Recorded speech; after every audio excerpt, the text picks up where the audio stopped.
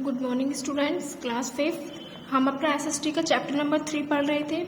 और इससे पहले हमने क्या पढ़ा था, कौन कौन से फैक्टर्स जो हमारे क्लाइमेट को अफेक्ट करते हैं। तो कल हमने 2 फैक्टर पढ़े थे, distance from the sea and direction of wind. आज हम फैक्टर नंबर 5 पढ़ेंगे, ह्यूमिडिटी एंड रेनफॉल। ह्यूमिडिटी यानी कि नमी या फिर आर्द्रता बोल सकते हैं इसको, और रेनफॉल मीन्स बारिश। तो इसके बारे में पढ़ेंगे कि इन दोनों का हमारे क्लाइमेट पर क्या इफेक्ट पड़ता है। चलिए देखते हैं। The amount of moisture or water vapor present in the air affect the temperature of climate of a place। हवा में जो भी मॉइस्चर होता है, नमी होती है, वही हमारे प्लेस को क्या, हमारे जहाँ उसको टेम्परेचर क्या करती है, अफेक्ट करती है। उस जगह के टेम्परेचर को और क्लाइमेट को क्या करती है, अफेक्ट करती है। Moisture in the air is called humidity.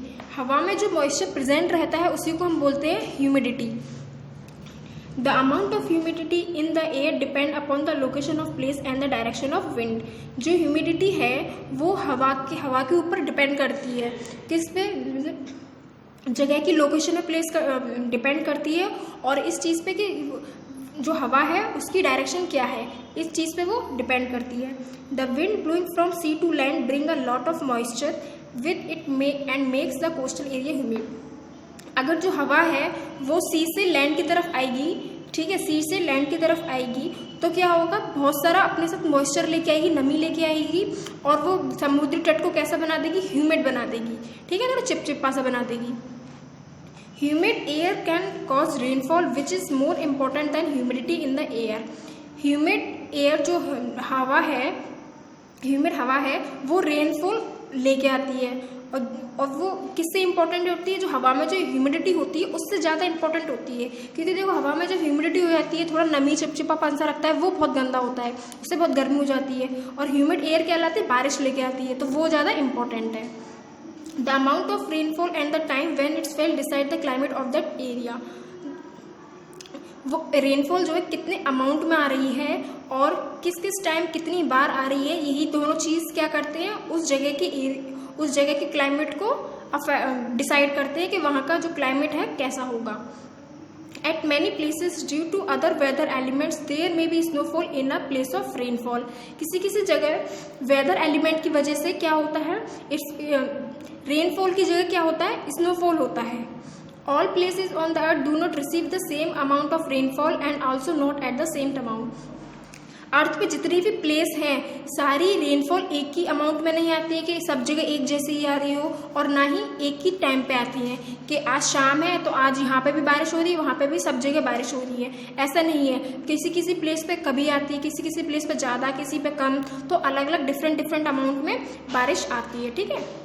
The distribution on the amount of rainfall varies greatly।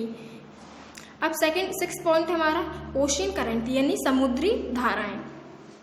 Many hot and cold currents in the sea and the ocean affect the climate in the coastal areas।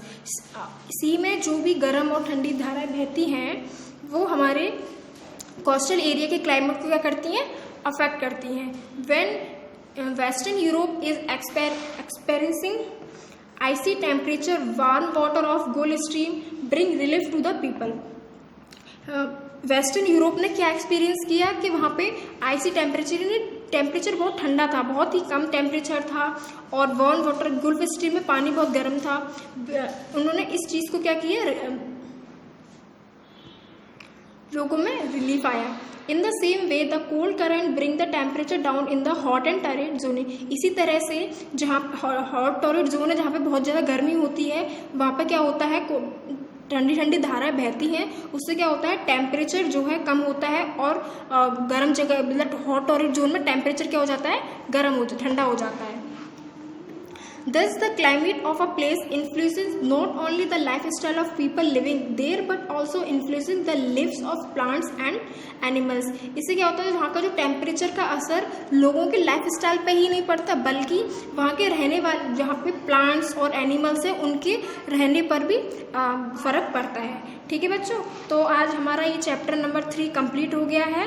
इसको आप दोबारा से ढंग से देखिएगा, पढ़िएगा और समझिएगा। इसके बाद मैं आपको इसके क्वेश्चन आंसर सेंड करूँगी, आप वो लोग अपनी फेयर नोटबुक में कर लीजिएगा और मुझे व्हाट्सएप पे सेंड कीजिएगा, ठीक है बच्चों। Thank you.